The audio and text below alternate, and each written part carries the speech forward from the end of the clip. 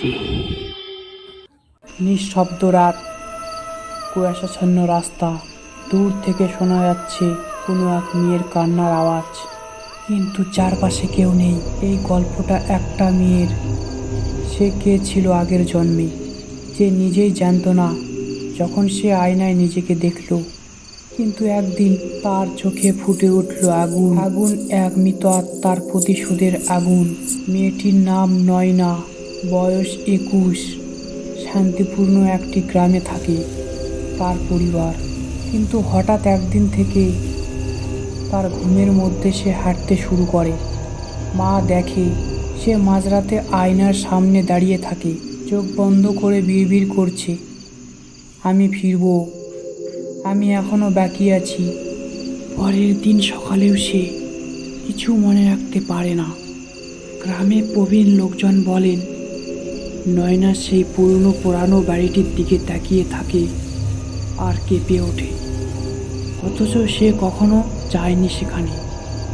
একদিন নয়নার বন্ধু রাহুল তাকে চ্যালেঞ্জ দেয় সেখানে যেতে।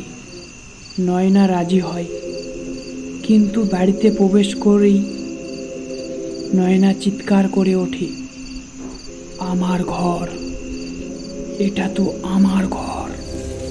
এই জানালার পাশে আমি আত্মহত্যা করেছিলাম। রাহুল হতবাক।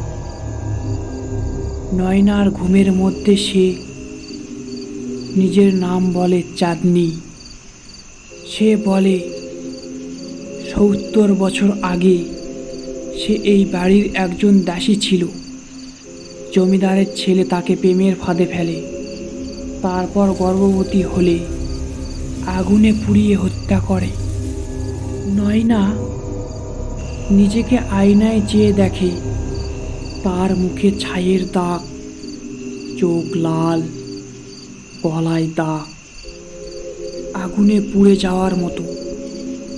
তার শরীরের ভিতরে কিছু বাসা বেঁধেছে। ততদিনে রাহুল নয়নার প্রেমে পড়ে যায়, কিন্তু নয়না বলে, তুমি আমার নতুন জীবন পেয়েছো, কিন্তু পুরনো জীবন এখনো শেষ হয়নি, আমাকে ওর প্রতিশোধ নিতে হবে।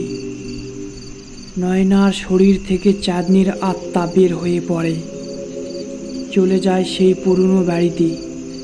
সেখানে তার খুনির নাতি চাঁদনি তার উপর প্রতিশোধ নেয়, ঘর পুড়িয়ে দেয়।